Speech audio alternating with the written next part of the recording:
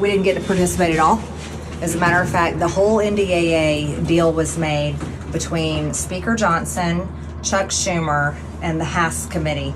And people like me, we didn't get to participate. Marjorie Greene is very upset at Speaker Mike Johnson, and surprisingly, it's not about Johnson taking over Kevin McCarthy's job. We were appointed to participate, to make sure no money for abortion, no money for trans, for members like me standing up for Americans who are sick and tired of funding the Ukraine war. The policy is in place, that funding is there for abortion travel.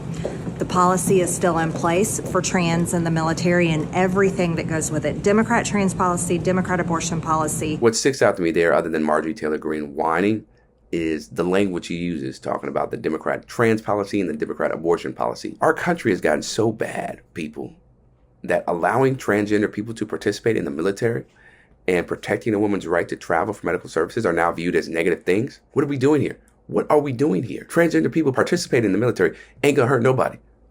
They just want to fight for our country and protect our country like everybody else. And how dare you try to decide what a woman should do with what is inside of her body? How dare you say, nah, you can't travel for that. Again, it reeks of control and trying to be the authority over people's bodies and their identity.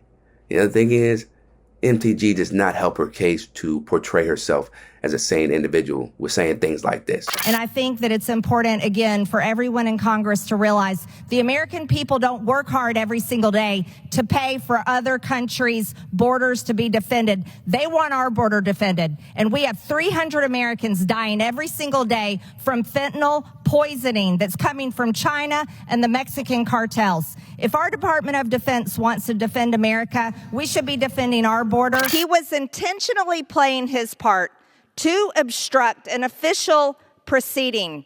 By the way, this is the same thing that has been used against January 6 defendants and is still being used to this day. They are being locked up, held pre-trial detention, and being prosecuted by the Department of Justice nearly 3 years later for obstructing an official proceeding, which is exactly what a member of Congress did, Jamal Bowman did, on September 30th. But yet we have a two-tiered justice system in Washington, D.C.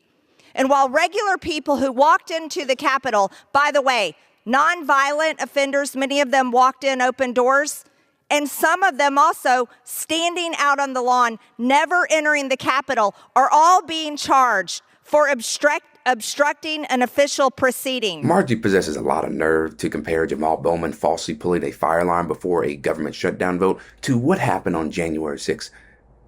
You cannot be serious asking for him to be federally prosecuted like the participants of the January 6th riots. There's no comparison. It's laughable to compare the two. And Jamal already acknowledged his guilt. He took accountability and admitted that he did it by accident because he was rushing before the vote for the shutdown. And he paid his consequences. So why are we trying to further this for some public rebuke? And even though he got censured, nobody from the Republican Party has got censured for their involvement in the January 6th insurrection, where people were trying to overturn election results violently. And we know Marjorie has downplayed people's involvements. But this is what Republicans do. They weaponize censure to gain political points with their base. And might I also add this, Marjorie whining about being civil in Congress is really hypocritical because not too long ago, Marjorie was up there screaming and interrupting the president's State of the Union speech with not a care in the world. You need to look in the mirror when you talk about being civil, Miss Marjorie Taylor Greene. It's got all this woke stuff in there. Brother, I know you have a biblical worldview, but maybe it's not in sharp enough focus. And here, we're equal opportunity browbeaters. Just because you got an R next to your name doesn't mean anything to us. You're either with us or you're against us. The MAGA movement has completely taken over the Republican Party. The Republicans have found themselves in this position because they've constantly appeased to members of the party like Marjorie Taylor Greene, like Mike Johnson, like Steve Bannon. And that is not a good thing for any of us. It's alarming because these are not rational individuals. They're not thinking with common sense or decency. They do not have any type of empathy for individuals.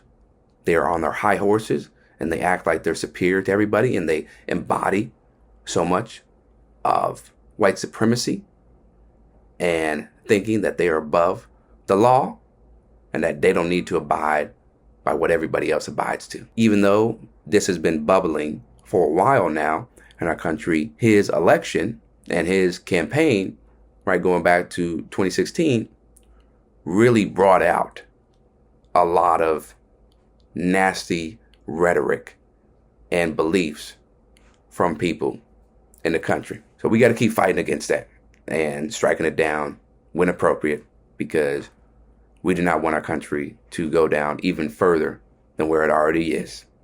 For Rebel HQ, I'm Chris Williamson. We'll see you next time.